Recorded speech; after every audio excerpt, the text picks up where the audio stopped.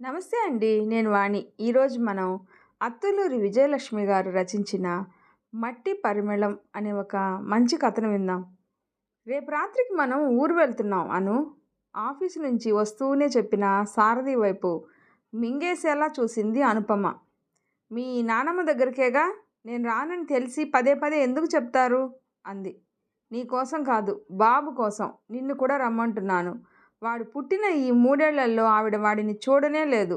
చూడాలని తహతహలాడుతుంది. పైగా ఆరోగ్యం కూడా బాగలేదు. ఏ క్షణాన ఏమవుతుందో. మొండితనం మానేసి వెంటనే బయలుదేరు అంటున్న సారథితో ఖచ్చితంగా చెప్పింది. రానుగాక రాను. ఆ ముసలావిడ చాదస్తం నేను భరించలేను. వాడిని కూడా తీసుకెళ్ళి ఆ అపరిశుభ్ర పరిసరాల్లో ఆ పిచ్చి తిండి పెట్టి ఆరోగ్యం పాడు చేయలేను అంటూనే గిరుక్కున తిరిగి లోపలికి వెళ్ళిపోయిన అనుపమ మాటలకు నిశ్చేష్టుడై చూశాడు సారథి. నానమ్మకి తనకి ఉన్న అనుబంధం గురించి ఈమెకి ఎంత చెప్పినా అర్థం కాదే. ఏమైంది ఆ ఊరికి, ఆ ఇంటికి? అభిమానం, ఆప్యాయత రంగరించి పోసి చేసి పెట్టే కమ్మని వంటలు, ఇంట్లో పాడి అందించే కమ్మటి గడ్డ పెరుగు, చిక్కటి పాలతో స్ట్రాంగ్గా రుచిగా చేసిచ్చే కాఫీ ఎక్కడ దొరుకుతాయి? ఏ మందులు, కెమికల్స్ లేకుండా పెరట్లో నానమ్మ అనుభవంతో పండించి వండే కూరగాయలు. ఆర్గానిక్ కూరలు తెచ్చుకుందాం, బిగ్ బజార్కి వెళ్దాం, అక్కడ ఆర్గానిక్ కందిపప్పు కూడా అమ్ముతున్నారట అంటూ పరుగులు తీయించే అనుపమకి అసలు ఆర్గానిక్ అంటే ఏంటో తెలుసా?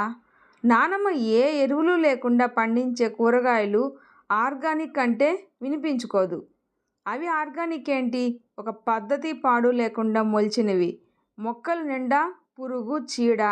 ఆకులు కొమ్మలు విరిచేస్తే పోతాయా పురుగులు? బయోటెక్నాలజీ ఉపయోగించే పెంచే తోటలు, ఆ తోటల్లో పండే కాయగూరలు, ధాన్యాలు, అవి ఆర్గానిక్ అంటే అని వాదిస్తుంది. అందుబాటులో ఉన్న ఆరోగ్యం విలువ ఆమెకి అర్థం కావటం లేదు. ఎలా చెప్తే తెలుస్తుంది? ఇప్పటికి 3 ఏళ్ళు అవుతుంది నానమ్మని కాదని, ఆ ఊరు కాదని, ఆ ఇల్లు కాదని ఈ నగరానికి వచ్చి. ఏముంది ఇక్కడ? తనకి ఎంత మాత్రం ఇష్టం లేకపోయినా అనుపమ కోసం తప్పనిసరిగా ఉంటున్నాడు. కనీసం తన కోసం ఏడాదికి ఒక్కసారైనా వచ్చి నానమ్మని సంతోషపెట్టడానికి. ఏమైంది? మునిమనవడు పుట్టాడు అని మురిసిపోయి 6వ నెలలో తీసుకురారా, ఇక్కడే అన్నప్రాసన చేద్దాం, నా ముచ్చటా తీరుతుంది అని బతిమాలింది నానమ్మ. సస్సేమిరా అంది అనుపమ. అమ్మో, నా కొడుకుని ఆ అన్హైజినిక్ కండిషన్లో పెంచను అని రాలేదు. పసివాడిని నానమ్మ ఇంతవరకు చూడనే లేదు. పెద్దావిడ ఎంతకాలం బతుకుతుంది? ఆవిడ చూడకుండా పోతే తనని తాను క్షమించుకోలేడు. అను, మళ్ళీ చెప్తున్నాను, మనం వెళ్ళాలి, వెళ్ళి తీరాలి. నువ్వెక్కువ గొడవ చేస్తే నేను ఉద్యోగం రిజైన్ చేసి నా ఊరు వెళ్ళిపోతాను అన్నాడు తను మొండిగా. అతనికి ఎలాగైనా ఈసారి అనుపమాని కూడా తీసుకెళ్ళాలి అని ఉంది. ఇప్పుడు ఆమె రాకపోతే నానమ్మని ఎప్పటికీ చూడలేదు. అందుకైనా తను మొండిగా ఉండి తీసుకెళ్ళాలి. వజ్రాన్ని వజ్రంతోనే కోయాలని గట్టిగా నిర్ణయించుకున్నాడు. ఎందుకు? అక్కడ ఏముంది మీకు? మట్టి. ఏం చేస్తారు అక్కడికి వెళ్ళి? మండిపోతూ అరిచింది. మట్టే. ఆ మట్టిలో బంగారం ఉంది. అది తవ్వుకుంటాను, సరేనా? అయినా ఇక్కడేముంది? కక్షలు, రాజకీయాలు, ఈర్ష్య ద్వేషాలతో రగిలే మనుషులు. వీళ్ళ చేత మాటలు పడటం దేనికి? మెడ పట్టుకొని గెండించుకోవడం దేనికి? చూస్తున్నాగా ఈ మధ్య ఈ ప్రాంతీయ గోల కసిగా అన్నాడు సారథి. నేను తెలంగాణలో పుట్టాను, ఇక్కడే పెరిగాను. నన్నెవ్వరూ వెళ్ళగొట్టరు. నా భర్తని, నా కుటుంబాన్ని కూడా ఎవరూ వెళ్ళగొట్టరు. ఆ మట్టి కూడు నేను తినలేను అంటూ చాలా ఖచ్చితంగా, పరుషంగా మాట్లాడింది. వెళ్ళగొట్టించుకునేదాకా ఉండడం ఎందుకు అసలు అన్నాడు సారథి. హైదరాబాదు ఎవరి బాబు సొత్తు కాదు. ఇది కాస్మోపాలిటన్ సిటీ. ఇలాంటి మొండిగటాన్నిచ్చి చేసినందుకు నానమ్మనే తిట్టుకోవాలి అనుకున్నాడు సారథి. తను పట్టిన కుందేలకు 3 కాళ్ళు అని సాధించే వాళ్ళతో ఏం మాట్లాడగలడు?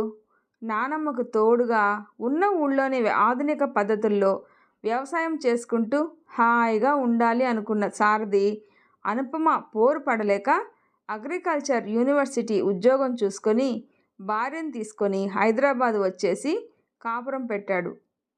శివరామయ్యకి నలుగురు మగపిల్లలు, ఇద్దరు ఆడపిల్లలు. ఆయన మాత్రం ఒక్కడే కొడుకు. శివరామయ్య జిల్లా పరిషత్ స్కూల్లో పనిచేసేవారు.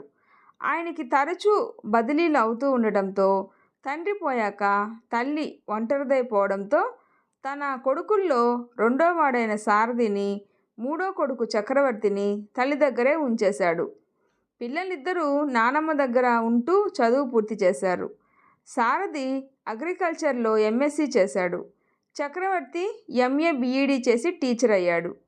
చక్రవర్తికి విజయవాడలో గవర్నమెంట్ స్కూల్లో ఉద్యోగం రావడంతో వెళ్ళిపోయాడు. ఆ ఇద్దరు పిల్లల పెళ్ళిళ్ళు కూడా తన ఆధ్వర్యంలోనే తనకు నచ్చిన అమ్మాయిలతోటే చేసింది నానమ్మ.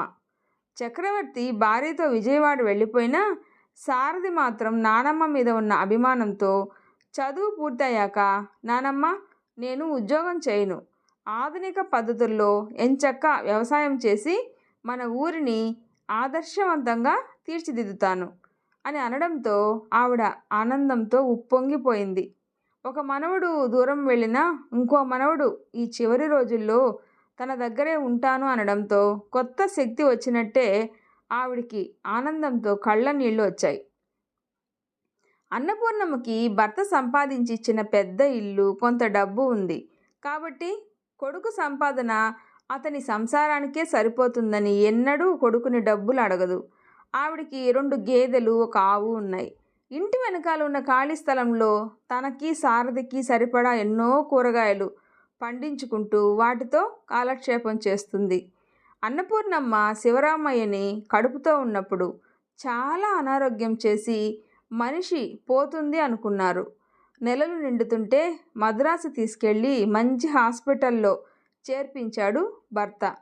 దాదాపు నెల రోజుల పాటు డాక్టర్ల పర్యవేక్షణలో ఉన్న అన్నపూర్ణమ్మ 12 పిల్లాడిని ప్రసవించాక మరోసారి గర్భం వస్తే ఆవిడ ప్రాణానికే ముప్పు అని గర్భసంచి తీసేశారు. అంచేత ఒక్కడే కొడుకయ్యాడు. చాలా కాలం ఒక పిల్లాడా, గొడ్డుమూతికి ఈవిడికి పెద్ద తేడా ఏముంది అని అమ్మలక్కల మాటలు శూలాల్లా తగిలి బాధ పెట్టేవి. క్రమంగా అన్నింటినీ అలవాటు పడింది. శివరామయ్యకి 18 ఏళ్ళు వచ్చేసరికి తన భర్త పోవడంతో పియూసీ పాస్ అయిన శివరామయ్యని టీచర్ ట్రైనింగ్లో చేర్పించింది అన్నపూర్ణమ్మ. శివరామయ్యకి టీచర్గా ఉద్యోగం రాగానే అన్నగారి కూతుర్నిచ్చి పెళ్లి చేసింది. మేనత్తే కాబట్టి రత్నమాల కూడా తన పిల్లల్ని భర్త తల్లి దగ్గర వదిలిపెడుతుంటే పెద్దగా అభ్యంతరం పెట్టలేదు. భార్యాభర్తలు మిగతా పిల్లల్ని తీసుకొని వినాయక చవితి, దసరా, దీపావళి, సంక్రాంతి పండుగలకి కాగా శివరాత్రికి కూడా వచ్చేస్తూ ఉంటారు. అప్పుడు అందరూ కలుసుకొని ఆనందంగా గడిపేస్తారు. ఇల్లంతా గంపెడు పిల్లలతో కళకళలాడుతూ ఉంటే అన్నపూర్ణమ్మ ఆనందానికే హద్దుండదు.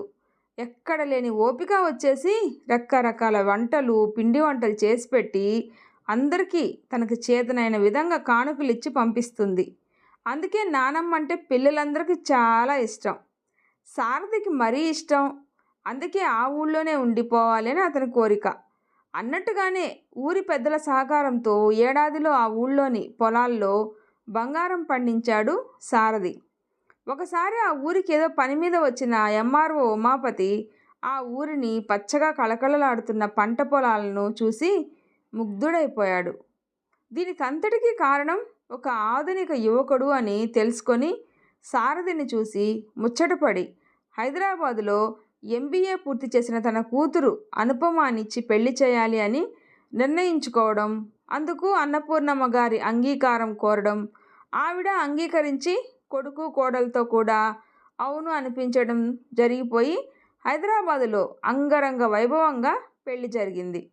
తనే స్వయంగా బస్సు మాట్లాడి ఊరి వాళ్ళను కూడా తీసుకొని వెళ్ళింది అన్నపూర్ణమ్మ. కోడల్ని తీసుకొని తన ఊరు వచ్చేటప్పుడు వియ్యపురాలు కళ్ళనీళ్లతో చెప్పింది, మా అమ్మాయికి మొండితనం ఎక్కువ, తన మాటే నెగ్గాలి అనే తత్వం.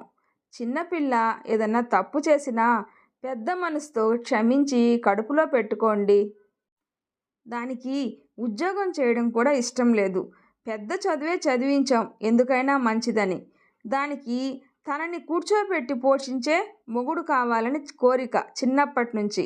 భర్త అంటే భార్యని పోషించేవాడు, భార్య మనసు కష్టపెట్టకుండా చూసుకునేవాడు అనే తప్ప భర్త పట్ల తన కర్తవ్యాలు బాధ్యతలు కొన్ని ఉంటాయని కూడా తోచదు. నేను చెప్పి చెప్పి అలసిపోయాను. అందుకే మిమ్మల్ని చూసి నా కూతురు మీ దగ్గర సుఖంగా ఉంటుంది అని, దాన్ని మీరు అర్థం చేసుకుంటారని ఆశించే ఈ పెళ్లి చేశాను. దానికి అన్నపూర్ణమ్మ కూడా పెద్ద మనసుతో స్పందిస్తూ అంది. మీ అమ్మాయి ఉద్యోగం చేయాల్సిన అవసరమే లేదు. మా ఇంట్లో దేనికి లోటు లేదు. సుఖంగా ఉంటుంది. మీరేం బెంగ పెట్టుకోకండి.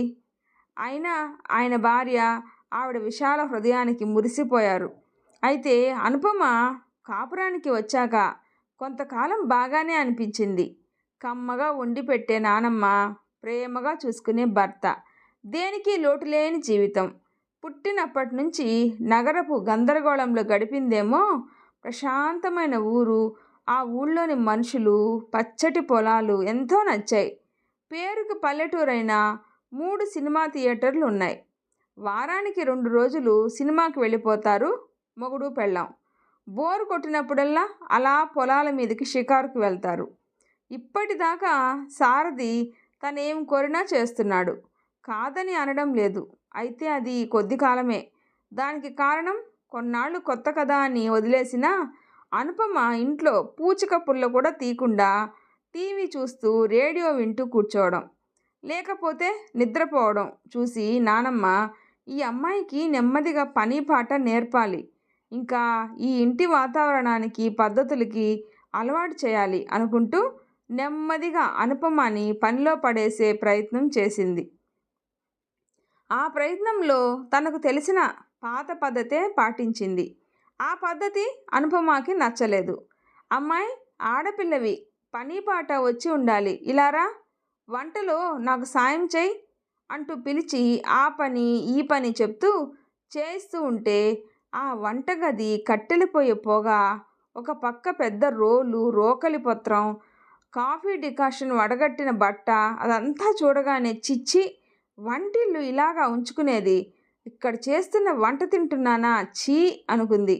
నేను ఇక్కడ వంట చేయను, నాకు వంట రాదు అని తప్పించుకొని పోబోతుంటే, ఇప్పుడంటే నేనున్నాను, ఎంతకాలం ఉంటాను, నేను పోతే మొగుడికి వంట చేసి పెట్టవు, ఇలారా, నేను వంట చేస్తాలే, కానీ పైనుంచి నాకు నువ్వు అన్నీ అందించాలి, చేతి కింద సాయానికి ఉండాలి, అలా ఊరికే కూర్చోకూడదు, ఇలారా, ఈ టమాటా పండు కుళ్ళిపోయింది కానీ దీన్ని తీసుకెళ్ళి పెరట్లో పడేసిరా, ఇదిగో ఈ కాకరకాయ పండిపోయింది, ఇది కూడా పెరట్లో పడేయి, అలాగే కాసిన బెండకాయలు దొండకాయలు కాసాయేమో చూసి తెంపుకురా అంటూ పనులు పురమాయిస్తూ ఉంటే ఒళ్ళు మండిపోసాగింది అనుపమకి.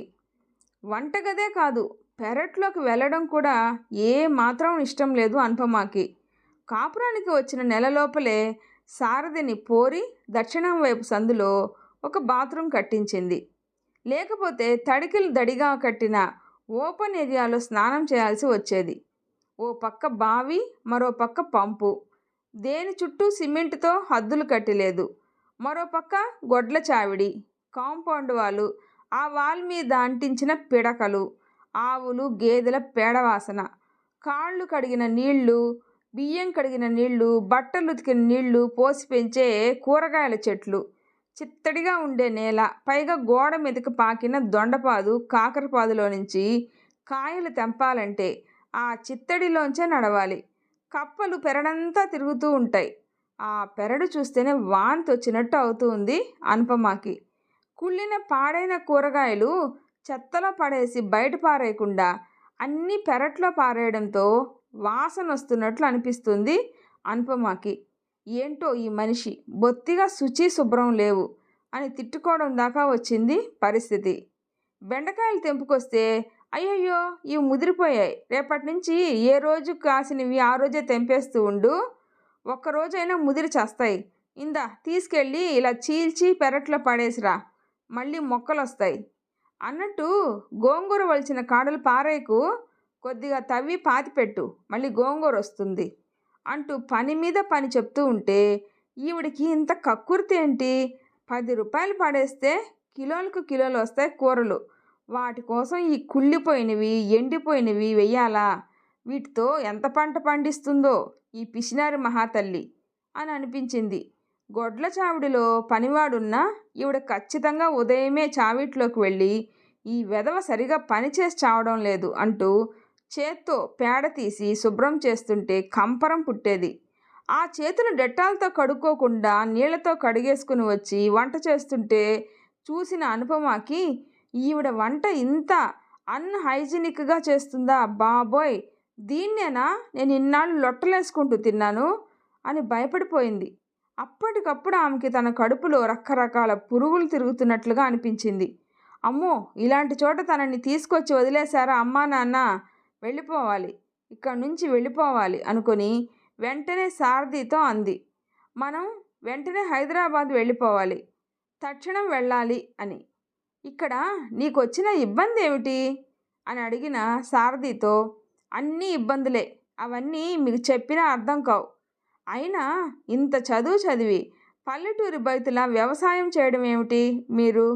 మంచి ఉద్యోగాలు వస్తాయి, అప్లై చేయండి, హైదరాబాద్ వెళ్దాం అంటున్న భార్య వైపు పరిశీలనగా చూస్తూ అన్నాడు సారథి. అను, అలా అంటున్నావు కానీ ఒక్కసారి అద్దంలో నిన్ను నువ్వు పరిశీలనగా చూసుకో. వచ్చినప్పటికన్నా ఇప్పుడు రంగొచ్చావు, నిగనిగలాడుతూ ఉన్నావు. సన్నగా ఉండేదానివి, చక్కగా ఒళ్ళొచ్చింది. ఇక్కడ మనం తినే తిండి ఆర్గానిక్ తిండి. మనం ఎటూ వెళ్లకుండా వెతుక్కోకుండా ఆర్గానిక్ తిండి లభిస్తుంది. కెమికల్స్ వేసి పండించే పంట వల్ల ఆరోగ్యం పాడవుతుంది అని సూపర్ మార్కెట్ వాళ్ళు ఎంత ధరకు అమ్ముతున్నారో నీకు తెలీదా? నా మాట విను, ఇది మరీ పల్లెటూరు ఏం కాదు, డెవలప్డ్. కాలేజీ ఉంది, మంచి హాస్పిటల్ ఉంది, సినిమా హాల్స్ చూసావుగా, బాగానే ఉన్నాయి.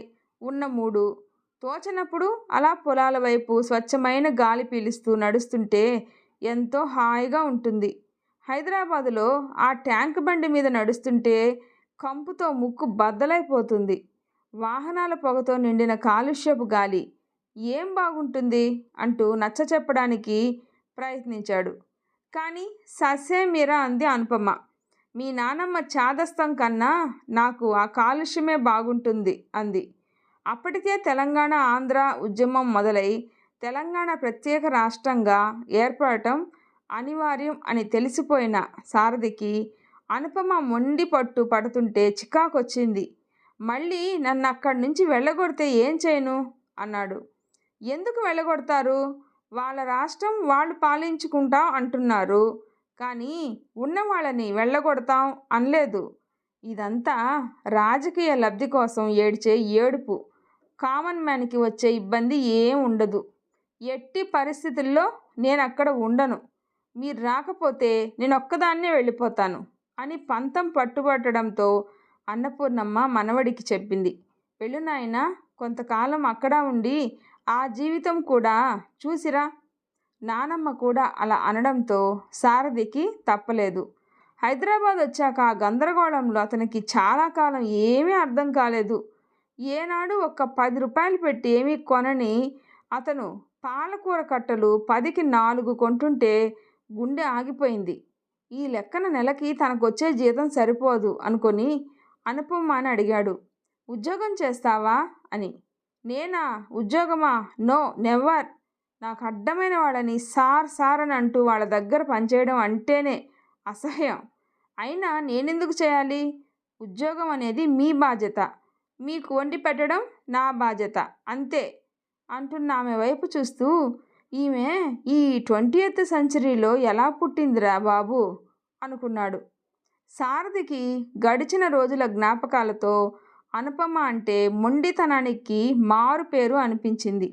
ఈమెకి సమాధానం తాను మొండిగా ఉండడమే అని ఆ క్షణమే నిర్ణయించుకొని అన్నాడు. నేను బాబుని తీసుకుని వెళ్తున్నాను, నువ్వు కూడా వస్తే బాగుంటుంది, లేకపోతే నేను తిరిగి ఇక్కడికి రాను. మనది కాని చోట ఉండడం నాకు ఇష్టం లేదు అంటే నా ఇష్టం లేకుండా బాబుని తీసుకెళ్తారా? ఏ, ఎందుకు తీసుకెళ్ళకూడదు? వాడు నాకు కూడా కొడుకే, కన్నది నేను, అందుకు కారణం నేను. అలాగా, సరే అయితే తీసుకెళ్ళండి, నేను మాత్రం రాను, మీ ఇష్టం, ఏం చేసినా సరే. ఏం చేస్తాను? ఏమీ చేయను. మొండివాడు రాజు కన్నా బలవంతుడు అని సారథి వెళ్ళిపోతుంటే మండిపడుతూ చూసింది అనుపమ. అయితే అన్నట్టుగానే మర్నాడు బాబునెత్తుకొని సూట్ కేస్ తీసుకుని వెళ్తున్న సారథి వైపు నివ్వెరపోతూ చూసిందామె. నిజంగా తీసుకెళ్తున్నారా వాణ్ణి? నాకేం విలువ లేదా ఇక్కడ? నీకు ఇంతకాలం చాలా విలువిచ్చాను అను, కానీ నువ్వు అది నిలుపుకోవడం లేదు. నేనేం శాశ్వతంగా నిన్ను వదిలి వెళ్ళడం లేదుగా. నానమ్మకి ఏ క్షణానైనా ఏమైనా కావచ్చు. ఆవిడకి ఏదన్నా అయితే జీవితాంతం నన్ను నేను క్షమించుకోనే లేను. మునిమనవడిని చూడాలని ఆవిడ ఎంత తహతహలాడుతుందో నాకు తెలుసు. అమ్మ నాన్నైనా ఒక్కసారి వచ్చి చూసి వెళ్ళారు, కానీ నానమ్మ అస్సలు చూడలేదు. నువ్వు పెద్దదానివై నీకు ఒక మనవడు వస్తే తెలుస్తుంది ఆవిడ బాధ అన్నాడు సారథి. అతని స్వరంలో అణుచుకున్న బాధ, వేదన తొంగి చూశాయి. కానీ అవేం అనుపమాని తాకలేదు. శాశ్వతంగా ఉండండి, నేనేం వద్దు అనడం లేదు, కానీ నా బాబును మాత్రం నాకు ఇచ్చేసి వెళ్ళండి. ఇవ్వను, నీ ఇష్టం. నీకు రావాలనిపిస్తే ఇప్పుడు రా, లేదంటే ఇక్కడ వాళ్ళు మెడపెట్టి గెంటిన దాకా ఉండి రా అంటూ గుమ్మం దాటుతున్న సారథి మొండితనానికి నిర్ఘాంతపోయిన అనుపమ చక్కచకా గదిలోకి వెళ్ళి 4 చీరలు, జాకెట్లు, పెట్టీకోట్లు ఎయిర్ బ్యాగులో పెట్టుకొని ఉన్నదున్నట్లు బయలుదేరి సారథిని కలుసుకొని అతన్ని అనుసరించింది. ఆమె అలా రావడంతో సారథికి విజయం సాధించాను అన్న తృప్తితో పాటు ఆనందం కూడా కలిగింది. బస్సులో పక్కన కూర్చున్న భార్యతో థ్యాంక్స్ అన్నాడు. విసురుగా, మీకోసం రావడం లేదు, నా కొడుకు కోసం వస్తున్నాను. అక్కడికి తీసుకెళ్ళి ఆ పేడ మురుగులో నా కొడుకుని పడేస్తారేమో అనే భయంతో వస్తున్నాను. పోనీలే, ఎలా అయితే వస్తున్నావు చాలు అనుకున్నాడు సారథి మనసులో. కానీ బాబుని ఒళ్ళో పెట్టుకొని ముభావంగా కూర్చొని మధ్య మధ్య కళ్ళు తుడుచుకుంటున్న అనుపమాని చూడగానే జాలేసి అన్నాడు మృదువుగా, అను, చదువుకున్న దానివి, నువ్వు ఒక మామూలు స్త్రీలా ప్రవర్తిస్తున్నావు. ఆవిడ భావాలు అర్థం చేసుకోకపోతే ఎలా? 86 ఏళ్ళ ఆవిడికి ఎంతకాలం బతుకుతుంది చెప్పు? పెంచిన నా మీద రక్త సంబంధంతో కూడిన మమత వాడి మీద ఆవిడికి ప్రేమ ఉండదా? నేను పరాయిదాన్ని కదా, నా మీద లేదుగా, నేనెందుకు రావాలి? చటుక్కున అడిగింది. ఆమె వైపు నిశితంగా చూస్తూ అన్నాడు, ఆ ప్రశ్నకి నీకే తెలుస్తుంది సమాధానం, కొంచెం ఆలోచిస్తే. అనుపమ మాట్లాడకుండా కిటికీలో నుంచి బయటికి చూస్తూ కూర్చుంది.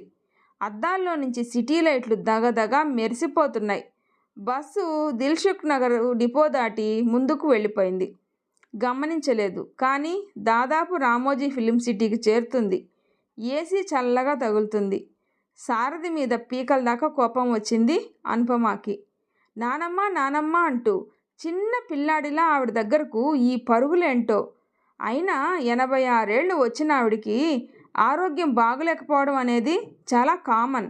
దానికోసం ఈయన ఆఫీస్కి లీవ్ పెట్టి మరీ వెళ్ళాలా? పైగా మా ఊరు వెళ్తాను, అక్కడే హాయిగా పంటలు పండిస్తాను అంటూ గెంతులు ఒకటి. వెళ్ళి చూస్తే తెలుస్తుంది. ఇది వరకటి కంటే అక్కడ పుట్టి పెరిగాడు కాబట్టి హాయిగా ఉన్నాడు. ఇప్పుడు 3 ఏళ్ల నుంచి హైదరాబాదు వాతావరణం, ఇక్కడి జీవన విధానం, ఈ సౌకర్యాలు ఇవన్నీ చూశాక అక్కడ ఉంటాడా? చూద్దాం ఎలా ఉంటాడో. అసలు ఈ 3 రోజులు ఎలా ఉంటాడో చూస్తాను. కనీసం ఒక్కసారన్నా ఖచ్చితంగా అంటాడు తనతో, అనవసరంగా వచ్చాను, ఉండలేకపోతున్నాను అని అనుకుంది అనుపమ. ఆలోచిస్తూ ఉండగానే కళ్ళు మూతలు పడ్డాయి. మెలకు వచ్చేసరికి బస్సు గుంటూరు చేరింది. అక్కడి నుంచి మరో బస్సు ఎక్కాలి. అదృష్టవశాత్తు కావలసిన బస్సు వెంటనే దొరికింది. సారథి గబగబా బాబుని ఎత్తుకొని ఎక్కి అనుపమకి సీటు పెట్టాడు. అనుపమ కూడా ఎక్కి మొహం చిట్లించుకొని వచ్చి కూర్చుంది. ఓ గంటలో వాళ్ళు దిగాల్సిన ఊరు రావడంతో దిగేశారు. అటుగా వచ్చిన రిక్షా సుబ్బయ్య సారథిని చూసి గుర్తుపట్టి ఆప్యాయంగా నవ్వుతూ రిక్షా తీసుకొచ్చి సారథి చేతుల్లో నుంచి అనుపమ చేతిలో నుంచి బ్యాగులు అందుకొని రిక్షాలో పెట్టాడు. బాబునివ్వండి అంటూ చేతులు చాపుతుంటే అనుపమ చటుక్కున తనెత్తుకొని రిక్షా ఎక్కింది. ఆ మట్టి చేతులతో ఎత్తుకుంటాడు కాబోలు అనుకుంటూ. సారథి కూడా రిక్షా పోనీ అన్నాడు. 3 ఏళ్ల నాడు ఎలా ఉందో అలాగే ఉంది ఊరు. కాకపోతే అక్కడక్కడ ఆటోలు కనిపిస్తున్నాయి. కాలేజీలకు వెళ్ళే అమ్మాయిలు చుడీదార్లు వేసుకొని సైకిళ్ళ మీద వెళ్తున్నారు. పొలాల మించి చల్ల గాలి వీస్తుంది. అనుపమకైతే చాలా హాయిగా ఆహ్లాదంగా అనిపించింది. కానీ ఆ మాట పైకి అనడానికి పౌరుషం అడ్డొచ్చింది. ఇల్లు చేరేటప్పటికి మామగారు, అత్తగారు, మరుదులు, తోడికోడళ్ళు, ఆడపడుచు అందరూ కనిపించడంతో ఆశ్చర్యంతో పాటు కొంత ఆందోళన కూడా చోటు చేసుకుంది అనుపమ మనసులో. సారథి అందరినీ చూసి గాబరాగా అడిగాడు, నానమ్మకెలా ఉంది అంటూనే ఎవరి సమాధానం కూడా ఆశించకుండా లోపలికి పరిగెత్తాడు. సారథి వెనకే బాబునెత్తుకొని గదిలోకి వచ్చిన అనుపమ స్థాణువైపోయింది. మంచానికి అంటుకొని పడుకుని ఉంది ఆవిడ.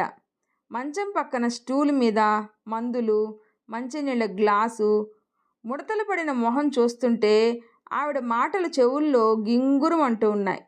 ఈ వెధవ టమాటా కుళ్ళి చచ్చింది. దీన్ని తీసుకెళ్ళి ఆ పెరట్లో పారేయ్. అచ్చు కుళ్ళిన టమాటాలాగే ఉంది ఆవిడ మొహం. అనుపమ ఒళ్ళు జలధరించింది. ఆ పరిసరాలు, వాతావరణంలో బాబుని ఎక్కడ దింపాలో, ఎక్కడ కూర్చోబెట్టాలో కూడా అర్థం కాలేదు. ఇల్లంతా జనం. ఈవిడ పోతుందో పోదో కానీ ఏడాదికోసారి హడావుడి చేసి అందరినీ పిలిపించుకోవడం బాగా అయిపోయింది. ముసలమ్మ తక్కువది కాదు, తిట్టుకుంది అనుపమ. అందరూ అటూ ఇటూ తిరగడంతో అంతా మట్టి మట్టిగా ఉంది. అందుకనే వాడిని ఎత్తుకొనే లోపలికి వెళ్ళింది. వాడిని ఎత్తుకొనే నిలబడ్డది. అనుపమ వెనకే వచ్చిన ఆడపడుచు బాబుని అనుపమ భుజం మీద నుంచి తీసుకుంటూ, బుజ్జిగాడొచ్చాడే కన్నగాడు అంటూ అన్నపూర్ణమ్మ మంచం దగ్గరగా వెళ్ళి, నానమ్మ ఇదిగో నీ ముని మనవడు, లేచి కళ్ళు తెరు అంది. అనుపమకి కాళ్ళు చేతులు వణికాయి. ఆడపడుచును ఈడ్చి తన్నాలి అనిపించింది. రోగిష్టి మనిషి దగ్గరకు పసివాడిని అలా తీసుకెళ్లడమేనా? వాడికి ఏదన్నా అయితే పిల్లలకి ఇన్ఫెక్షన్స్ త్వరగా వస్తాయి. ఈ మనుషులు నిజంగా పల్లెటూరి వాళ్ళంటే పల్లెటూరి వాళ్ళు అనుకుంటూ బాబుని తీసుకోవడానికి మంచం దగ్గరకు నడవబోతూ ఉంటే అత్తగారు వచ్చి అంది, రామ్మాను మొహం కడుక్కో, స్నానం కూడా చేస్తే చేసేయి, నీళ్లు కూడా కాగున్నాయి, కాఫీ తాగుదు గాని అంది. సారథి మంచం దగ్గరగా వెళ్ళి డగ్గొత్తితో పిలిచాడు, నానమ్మ అంటూ. ఆవిడ నెమ్మదిగా కళ్ళు తెరిచింది. సారథి కళ్ళు మెరిశాయి. చెల్లెలి చేతిల్లో నుంచి బాబుని అందుకొని ఆవిడ దగ్గరగా చూపిస్తూ, ఇదిగో నీ ముని మనవడు అన్నాడు. ఆవిడ గాజు కళ్ళతో రెప్పకాలం ఆనందం, తరువాత కన్నీళ్లు వచ్చాయి. వణుకుతున్న స్వరంతో, నా తండ్రిని ఎత్తుకోలేనురా నాయనా, అయిపోయింది ఇంకా, ఆ దేవుడు పిలుస్తున్నాడు, వెళ్ళిపోతున్నాను అంది. అలా అనుకున్నానమ్మా, ఎక్కడికి వెళ్ళవు, నా దగ్గరే ఉంటావు, నిన్ను హైదరాబాదు తీసుకెళ్తాను ఏడుస్తూ అన్నాడు సారథి. జీవం లేని ఆ మొహంలో నవ్వు శవం దగ్గర వెలుగుతున్న దీపంలా అనిపించింది అనుపమ్మకి. గిర్రున తిరిగి అక్కడి నుంచి వెళ్ళిపోతూ, తీసుకురా, నేనింట్లో నుంచి వెళ్ళిపోతాను అనుకునింది కసిగా. నానమ్మ అన్నాడు సారథి పొంగి వస్తున్న దుఃఖంతో. నాన్న, మీ ఆవిడికి నచ్చచెప్పి ఇక్కడికి వచ్చేయ్, ఈ ఇల్లు నీకే రాశాను, హైదరాబాదులో ఉండలేవు, అది మనది కాదు, మన వాళ్ళు ఎవరూ అక్కడ లేరు, మనకక్కడ స్థానబలమి ఉండదు నాయనా, ఆంధ్రులంటే ఆత్మాభిమానం పౌరుషం ఉన్నవాళ్ళు, అక్కడ అందరూ ఆంధ్రా వాళ్ళు అంటూ వాగుతున్నారటగా, మన దేశం వాళ్ళ దేశం వేరువేరటగా, ఇక నుంచి వాళ్ళ చేత మాటలు పడుతూ ఎందుకురా అక్కడ, నా మాట విని వచ్చేయండి నాన్న, మన దేశానికి వచ్చేయండి, మనకేంరా మహారాజులం, దర్జాగా బతకొచ్చు ఇక్కడ అంది. సారథికి ఉప్పెనలా ముంచుకొచ్చింది దుఃఖం. అలాగే నానమ్మ అన్నాడు. ఆవిడ మాటలు, సారథి దుఃఖం ఎంత వద్దనుకున్నా వినిపిస్తూ ఉంటే అనుపమకి అయోమయంగా అనిపించింది. వాళ్ళ మాటలు వింటూ శిలలా నిలబడిన అనుపమకి అత్తగారు టవల్ అందిస్తూ అంది, వెళ్ళమ్మా, నువ్వు వెళ్ళి మొహం కడుక్కో. అనుపమకి సారథి అలా ఏడుస్తుంటే తిక్క రేగుతుంది. ముసలావిడ పోక ఇంకా ఉంటుందా, ఈయనకేం పిచ్చా, ఆ ఏడుపేంటి అనుకుంటూ బ్యాగ్లో నుంచి బ్రష్, టంగ్ క్లీనర్ తీసుకొని కొత్తగా కట్టిన బాత్రూంలోకి వెళ్ళిపోయింది. అనుపమ స్నానం చేసి వచ్చేసరికి సారథి బ్రష్ చేసుకొని వచ్చాడు. అతను కాఫీ తాగుతున్నాడు. బాబుకి పాలు పడుతూ ఉంది ఆడపడుచు. అనుపమకి మతి పోయింది. బాబుకి ఏం పాలు పడుతున్నారు అడిగింది అత్తగారిని. ఏం పాలేమిటమ్మా, ఆవు పాలు కన్నా శ్రేష్టమైనవి ఏమున్నాయి మన ఇంటి పాడి కమ్మటి పాలు అడిగి మరీ తాగుతున్నాడు అంది నవ్వుతూ. అనుపమకి కోపం అణుచుకుంటూ అక్కడి నుంచి వెళ్ళిపోయింది. కాసేపటికి అత్తగారి నుంచి పిలుపు వినిపించింది. అమ్మాయి అను, రామ్మ, ఇడ్లీ వేడిగా ఉంది, తిందువు గాని. అనుపమ వీధి వాకిలి అరుగు మీద కూర్చొని వీధిలో తిరుగుతున్న జనాన్ని, పశువుల్ని, పక్షుల్ని చూస్తుంది. ఆమె మనసు కుతకుతలాడుతుంది. ఇంక ఇక్కడ ఎవ్వరూ తన మాట వినరు, విన్నా విలువీరు. బాబుని కూడా తన చేతుల్లో నుంచి లాగేసుకొని వాళ్ళ దగ్గరే పెట్టుకున్నారు. వాళ్ళకు తోచిన తిండి పెడుతున్నారు. వాడి ఆరోగ్యం ఏమన్నా కావాలి, వీళ్ళ సంగతి చూస్తాను అనుకుంటూ ఉంది. వెనక నుంచి వచ్చిన సారథి, అను వినిపించడం లేదా? అమ్మ పిలిచింది, నేను పిలిచాను. ఏంటి ఇక్కడ ఏం చేస్తున్నావు అడిగాడు. అనుపమ విసురుగా తల తిప్పి చూసి, గాడిదలు కాస్తున్నాను. నా జోలికి రాకండి, వెళ్ళండి మీ నానమ్మ దగ్గరికి. చీచి, డిసిప్లిన్ లేదు, నీట్నెస్ లేదు ఎవ్వరికి. ఈ మురికి మనుషుల దగ్గరకు వద్దన్నా తీసుకొచ్చారుగా, ఇక నా జోలికి రావద్దు అంది. సారథికి అర్థమైంది. ఆమె అలిగింది. బాబుని అందరూ ఎత్తుకొని తిప్పుతూ వాళ్లే పాలు తాగిస్తున్నారు, వాళ్లే ఇడ్లీ పెట్టారు, నీళ్లు పోశారు. ఇప్పుడు ఆమెను బతిమాలే సమయం కాదు, సందర్భము కాదు. అందుకే అన్నాడు నెమ్మదిగా, అలిగితే అలిగావు కానీ వచ్చి టిఫిన్ తిను. తినను గట్టిగా అంది అనుపమ. తినను, వెళ్ళండి, మీ ఇష్టం వచ్చినట్టు చేసుకోండి. ఏంటి అను ఈ మొండితనం? అవును, నేను మొండిదాన్నే. సరేనా? సారథి చేసేదేం లేక లోపలికి వెళ్ళాడు. అతనికి ఎదురుగా వచ్చిన చెల్లెలు శోభ ఏంటి సంగతి అన్నట్టుగా చూసింది. ఏముంది, మీ వదిన మొండిది. ఆవిడ ఏదంటే అదే కరెక్టు అనాలి, అనకపోతే అలుగుతుంది. ఆవిడ కుందేలకు మూడే కాళ్ళు అంటే నాలుగోది విరగ్గొట్టైనా మూడే కాళ్ళు అనాలి అంటూ నానమ్మ గదిలోకి వెళ్ళిపోయాడు. అనుపమ టిఫిన్ తినకుండా అలా పంతం పట్టి కూర్చోవడంతో విషయం అర్థం చేసుకున్న అత్తగారు పిల్లాడిని తీసుకొని వచ్చి ఆమె చేతికిచ్చింది. రామ్మ లోపలికి, ఇక్కడ కూర్చుంటే బాగుండదు, ఇది పల్లెటూరు, ఎవరన్నా ఏమన్నా అనుకుంటారు అంటూ బలవంతంగా లోపలికి తీసుకుపోయింది. ఆ సాయంత్రానికి తెలిసిన సంగతి ఏంటంటే, అన్నపూర్ణమ్మ పెరట్లో పనిచేస్తూ జారి పడింది. మోకాలు వాచిపోయింది, నడుం విరిగింది. దానివలన జ్వరం వచ్చింది. దాంతో కంగారు పడి అందరికీ ఫోన్లు చేయించింది. అది విన్న అనుపమకి అరికాల మంట నెత్తికెక్కింది. ఈవిడికి ఎప్పుడో నాన్నా పులి కథలో లాగా అవుతుంది అనుకునింది.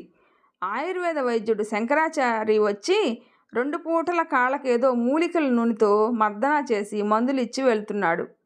2 రోజులు గడిచాయి. అనుపమ సంగతి తెలిసిన ఇంటిల్లపాది బాబుని ఎత్తుకోవడం మానేశారు. ఆమెతో జాగ్రత్తగా మెలగసాగారు. అన్నపూర్ణమ్మ కొంచెం కోలుకుంది. గాజు కళ్ళలో కొంత వెలుగు వచ్చింది. ఆ రోజు సోమవారం సాయంత్రం బస్సుకి సారథి కుటుంబం బయలుదేరాలి. శంకరాచారి వచ్చి కాళ్ళకి మర్దన చేసి, మామగారు, మీ ముద్దుల మనవడు వచ్చాడు, ముని మనవడు వచ్చాడు, ఇంకా లేచి తిరుగుతారా? 4 అడుగులు వేయండి, నొప్పి తగ్గిందేమో చూద్దాం అన్నాడు. ఆవిడ అంటుంది, 4 ఏం కర్మ, 40 అడుగులు వేస్తాను. నా బుజ్జి కన్నా వచ్చాడు, నా ఇంట్లో వెలుగొచ్చింది. నాకు తెలుసులేండి మీరు నడవగలరా అని. మీకేమండి, ఇనుప శరీరం మీది. సారథి, మీ నాన్నమ్మ ఇంకా 10 ఏళ్ళు గ్యారెంటీనయ్యా. ఆవిడ తినే తిండి మామూలు తిండా? ఈ రోజుల్లో మందులేసి కృత్రిమంగా పండించిన పంట తాలూకు ధాన్యాలు, కూరలు, పండ్లు తింటూ మనుషులు అర్ధాయుష్కులైపోతున్నారు. ఉన్న వాళ్ళకి చిన్న వయసులోనే బీపీలు, షుగర్లు. మీ నానమ్మ గారు ఆవిడ చేతులతో స్వయంగా పండించుకున్నవి తిని ఎంత ఆరోగ్యంగా ఉన్నారో. ఇంకా నా అవసరం ఏమీ లేదు ఈవిడికి అంటుంటే అందరి మొహాల్లో ఆనందం పొంగిపోసాగింది. బాబుకి అన్నం తినిపిస్తూ ఎత్తుకొని అటూ ఇటూ తిరుగుతున్న అనుపమ్మకి వాళ్ళ నవ్వులు, ఆచారి మాటలు చిరాకేశాయి. ఆ మాటలు వినిపించుకోకుండా వంటింటి తలుపు తీసుకొని పెరటి గేటు దగ్గరికి వచ్చింది. అక్కడ దృశ్యం చూసి స్థాణువైపోయింది. ఆమె వచ్చిన దగ్గర నుంచి పెరటి వైపే వెళ్లకుండా జాగ్రత్త పడింది. ఆమెకు తెలుసు అటు వెళితే తనకింకా తిండి కూడా సహించదు అని. ఈ మధ్య పెరడు కాంపౌండ్ వాళ్ళ అవతల ఉన్న ఖాళీ స్థలంలో కుక్కలు, పందికుక్కలు వచ్చేస్తున్నాయని పెరటి వైపుకి ఓ చెక్క గేటు పెట్టించారు. ఆ గేటు తీసుకొని వెళ్ళి తోటికోడలు కూరగాయలు తెంపుకొని రావడం చూసింది అనుపమ. కాకపోతే ఆ గేటు తీసిన వాళ్ళు ఎప్పటికప్పుడు వేసేసే వస్తున్నారు. అందుకే అనుపమకి అటు వెళ్ళినా పెరడు కనిపించలేదు ఈ 2 రోజులు. ఈరోజు ఎవరు తీశారో వేయలేదు. తెరిచి ఉన్న గేట్లో నుంచి కనిపిస్తున్న పెరడుని అనుపమ కళ్ళప్పగించి చూస్తూ ఉండిపోయింది. పచ్చని ఆకులతో, రంగురంగుల పూలతో, విరగబూసిన కాయగూరల మొక్కలతో నిండి పక్షుల కిలకిల రావాలతో శోభాయమానంగా ఆహ్లాదకరంగా ఉన్న ప్రకృతి సోయగం. ఎంత బాగుంది ఈ పెరడు! ఏంటి ఇన్ని చెట్లు, ఇన్ని మొక్కలు ఎక్కడి నుంచి వచ్చాయి? ఇంత పరిశుభ్రంగా ఎలా ఉంది? ఈ పక్షులన్నీ ఎక్కడి నుంచి వచ్చాయి? నెమ్మదిగా అటు నడిచింది. ఏపుగా పెరిగిన గన్నేరు చెట్టు మీద పక్షి గూడు, అందులో కూకవలాడుతున్న పక్షి పిల్లలు. వాటిని చూడగానే అనుపమ విప్పారిన మొహంతో బాబుకి వాటిని చూపిస్తూ చుట్టూ చూసింది. ఒక పక్క కాకర తీగ, చిక్కుడు తీగ, దొండపాదు, బెండపాదు, టమాటా మొక్కలు, దోసపాదు, మరోపక్క సన్నజాజి తీగ, గులాబీలు, బావికి వెనగ్గా ఏపుగా పెరిగిన సపోటా జామ చెట్లు, నిండా విరగ కాసిన జామకాయలు, సపోటాలు పక్వానికి రావడానికి సిద్ధంగా ఉన్నాయి. అప్రయత్నంగానే ఆమె పాదాలు ఆ వైపు నడిచాయి. విరగ కాసిన చిక్కుడుకాయలు, ఆకు చోటున తొంగి చూస్తున్న దొండకాయలు, దోరగా పండి దోబూచులాడుతున్నట్టున్న టమాటాలు, తీగ మీద, నేల మీద బరువుగా జారుతూ తోట చెలి మొక్కలతో బంతులాడుతున్న దోసకాయలు. ఎక్కడివి అన్నీ? ఎలా అయింది కుళ్ళు కంపు కొట్టే పెరడు ఇలా ఇంత పచ్చపచ్చగా, ఎర్రెర్రగా కళకళలాడుతూ? కళ్ళు అప్పగించి నిలబడిపోయిన అనుపమ భుజం మీద చెయ్యేసి అంది తోటికోడలు మీరా. నానమ్మగారు కుళ్ళిన టమాటాలు, పండిన కాకరకాయలు, పాడైపోయిన బెండకాయలు పడేసి పెంచిన తోట అనుపమ ఇది. ఆవిడికి గొప్పులు తీయడం, విత్తనాలు నాటడం, మండులేయడం ఏమీ తెలియదు. దోసకాయ తరిగి ఆ గింజలు తీసి చల్లేది ఇక్కడంతా. ఎన్ని దోసకాయలో ఊరంతా పంచిపెట్టినా కాస్తూనే ఉంటాయి. నీకు తెలుసా, ఈ చుట్టుపక్కల వాళ్ళెవ్వరు కూరగాయలు ఎక్కడా కొనరు. ఇక్కడి నుంచే కావలసినవన్నీ తెంపుకొని వెళ్తారు. పాపం నానమ్మగారు ఒక్కరే వండుకోలేరు అని వాళ్లే వండి ఆవిడకింత తీసుకొచ్చి ఇస్తూ వచ్చారు. నానమ్మ సారథి వెళ్ళిపోయాక చాలా బాధపడింది. అక్కడి నుంచే ఆవిడికి అనారోగ్యం కూడా మొదలైంది. అంతకుముందు తలనొప్పి అని కూడా ఎరగదు. అనుపమ సమాధానం చెప్పలేదు. ఆమెకు చిత్రంగా ఉంది, తమాషాగా ఉంది. ఏదో తెలియని అనుభూతితో మనసంతా నిండిపోయింది. ఆచారి మాటలు, తోటికోడలి మాటలు పదే పదే చెవుల్లో ప్రతిధ్వనిస్తూ ఉంటే అన్యమనస్కంగా ఉండిపోయింది. సాయంత్రం 6 దాటింది. సారథి సాయంతో కర్ర పట్టుకొని నడిచి వచ్చి హాల్లో కూర్చుంది అన్నపూర్ణమ్మ. పిల్లలు, పెద్దలు అందరూ ఆవిడ చుట్టూ కూర్చున్నారు. నేను ఇవాళ వెళ్ళిపోతున్నాను నానమ్మా అన్నాడు సారథి. ఆవిడ ఏం మాట్లాడలేదు.